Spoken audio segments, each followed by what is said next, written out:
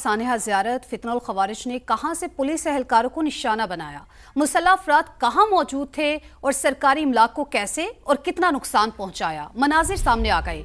फितनुल खवारिज ने पहली बार 30 जून को मांगी डैम के पंपिंग स्टेशन नंबर 3 पर हमला किया।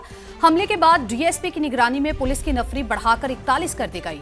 दूसरा हमला 6 जुलाई की सुबह 10 से 11 बजे के दरमियान किया गया। पुलिस एहलकारों ने हमले का भरपूर जवाब दिया।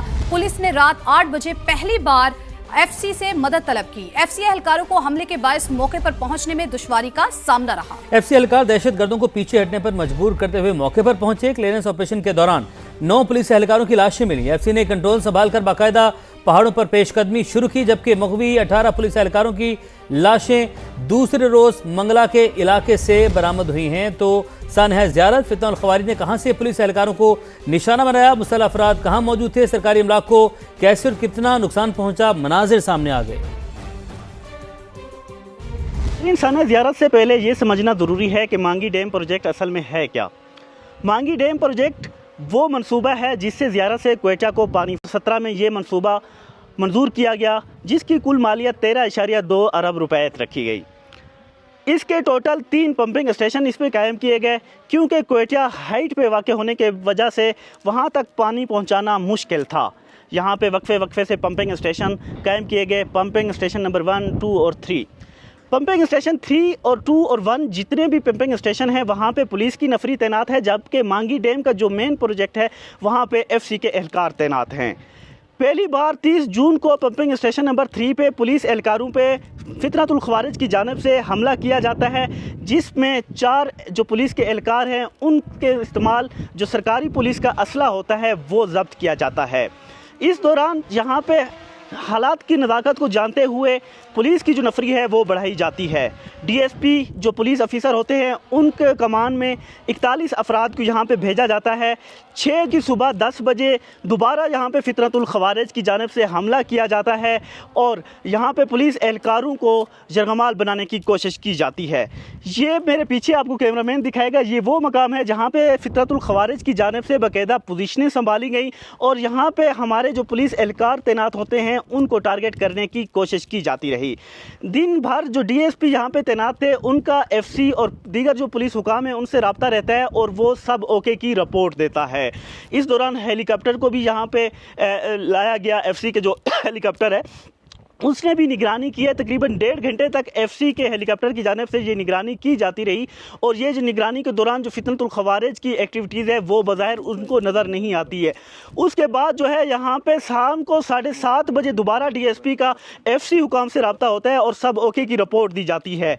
आधे घंटे बाद यानी कि 8 बजे दोबारा डीएसपी रब्ता करता है कि मेरा कैंप से रब्ता मुनक़ता हो गया है। यानी कि इससे अंदाज़ा लगाया जा सकता है कि डीएसपी अपने साथ कुछ साथियों को लेकर यहाँ से रवाना हो गए और उसका राब्ता जो है इसी जो यहाँ पे पंपिंग स्टेशन है उससे राब्ता मुनक़ता हो गया। तो रात को 8:10 पे एफसी के जो हुकाम हैं वो ये रोड है कच्छ मोड़ जहाँ पे एफसी के एहलकार हैं वहाँ से मूव होते हैं। दिन को एक और चीज़ भी हमें यहाँ पे जो है निशादीन के मुताबिक वो सुनने को मिली है कि एफसी से कबल जो है पुलिस के कुछ लोग भी यहाँ पे आने की कोशिश करते हैं, लेकिन उन पे भी फायरिंग हो जाती है और वो यहाँ तक मौके तक नहीं पहुँच सकते और वो वापस चले जाते हैं। रास्ते में रात को जब 8:10 पे विंग कमांडर साहब वहाँ से रवाना होते हैं तो रास्ते में उनका पुलिस के उन एहलकारों से मुलाकात होती है और उनको घबराने की बजाय उनसे हौसला अफजाई करते हैं और आगे बढ़ने की जो है उनको वो कहते हैं कि अब हम जो है आगे मूव होंगे। पुलिस एहलकारों के साथ एफसी जो एहलकार हैं वो आगे मूव होते हैं। रास्ते में उनको क्लियरेंस करते करते यहाँ पे देर हो जाती है या कुछ वक्त लग जाता है। उसके बाद ये मांगी डैम प्रोजेक्ट का फेज़ 3 जिसको कह सकते हैं पंपिंग स्टेशन नंबर 3 है, यहाँ तक पहुँचने में कामयाब हो जाते हैं और यहाँ पे जब वो आते हैं इसका घेराव करते हैं, ब्लॉक लगाए जाते हैं पहाड़ों की तरफ में और पहाड़ों के ऊपर और यहाँ पे पेशकदमी की जाती है। यहाँ पे जब कंट्रोल संभाला जाता है, क्लियरेंस ऑपरेशन किया जाता है, वहाँ पे 9 पुलिस एहलकारों की यहाँ पे लाशें मिलती हैं जिनको करीबी अस्पताल जो है मुंतकिल किया जाता है। उसके बाद बाकायदा सर्च ऑपरेशन शुरू किया जाता है, क्लियरेंस ऑपरेशन शुरू किया जाता है। यहाँ पे इसके अलावा कोई पुलिस एहलकार मौजूद नहीं था।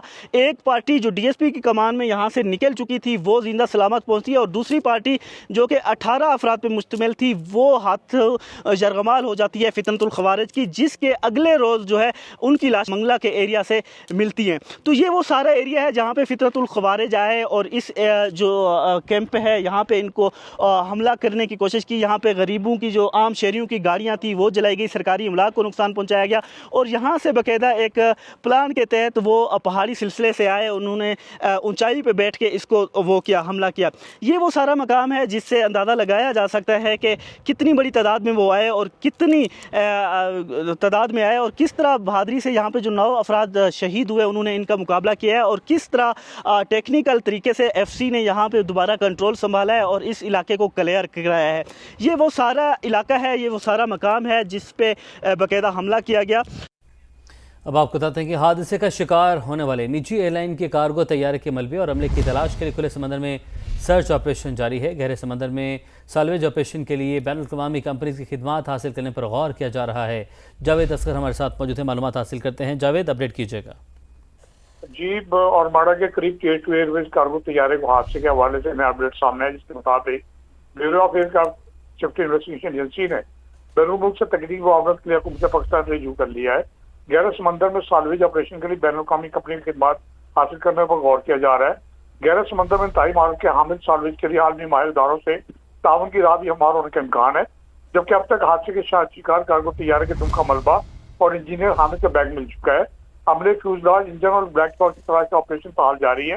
मुतासरा खानदानों को वजीर पोर्टल से दरख्वास्त पर बाज़ाब्ता जवाब भी मौसूल हो गया, जबकि वजीर पोर्टल के तहत कराची में इंसानी हकूक़ की तंजीम का नुमाइंदा मुताबिक खानदानों से मुकर्रर किया गया है। मुतासरा खानदानों ने इंसाफ और पेशरफ्त के लिए सेनेट और पाकिस्तान के पोर्टल पर भी दरख्वास्त जमा करा दी है, जबकि दूसरी जानिब पाक बहरी और पाकिस्तान में ठीक है, आपने अपडेट किया, आपका बहुत शुक्रिया।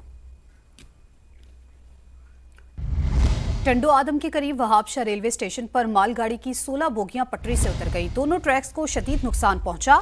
अप एंड डाउन ट्रैक पर ट्रेनों की आमदरफ्त मुअत्तल। कराची से पंजाब जाने वाली तमाम ट्रेनें मनसूख कर दी गईं। कराकरम एक्सप्रेस को हैदराबाद पहुंचने पर खाली करवाया गया। तफसीलात जानते हैं समा के नुमाइंदे इम्तियाज अली खावर से, जो इस वक्त हैदराबाद रेलवे स्टेशन पर मौजूद है। इम्तियाज, इस हवाले से अपडेट कीजिएगा। जी बिल्कुल, कराची से साहिवाल जाने वाली माल बरदार ट्रेन जो है टंडो आदम के करीब वहाब रेलवे स्टेशन पर जो है वो डीरेल हो गई है। 10 से ज़ायद जो है बोगियां, जिसके बायस जो है अप और डाउन जो ट्रैक है वो शदीद मुतासिर हुआ है। मैं इस वक्त रेलवे स्टेशन हैदराबाद पर मौजूद हूँ। आपको बताएं कि कराची से जाने वाली जितनी भी ट्रेनें थी, जिसमें जो है खैबर मेल है, मिलत एक्सप्रेस है, फरीद है, तेज़गाम है, सखर एक्सप्रेस समेत तमाम गाड़ियाँ जो है वो कराची स्टेशन पर ही जो है उनको रोक दी गई है। जबकि जो है कराची से लाहौर जाने वाली ट्रेन जो थी उसको भी हैदराबाद रेलवे स्टेशन पर रोक दिया गया था। तमाम मुसाफिरों को जो टिकट है वो 50% जो है उसको काट कर उनको वापस दी जा रही है। रेलवे हुकाम है, उनका कहना है कि दोनों ट्रैक जो है वो शदीद मुतासिर हुए हैं, जिसकी मरम्मत के लिए या जिसको बहाल करने के लिए कम से कम 24 घंटे से ज़ायद का वक्त जो है वो दरकार है। जी, बहुत शुक्रिया। ईरान के इराक पर हमले में एक अमरीकी फौजी हलाक, एक जख्मी हुआ। सेंटकॉम की जानिब से तस्दीक की गई। अमरीकी फौजी 18 जुलाई के हमले में हलाक हुआ, सेंटकॉम की जानिब से ये कहा गया है। और 2 रोज़ में हलाक अमरीकी फौजियों की तादाद अब 3 हो गई है। ईरान के इराक पर हमले में एक अमरीकी फौजी हलाक हुआ, एक जख्मी हुआ। सेंटकॉम ने इसकी तस्दीक कर दी है।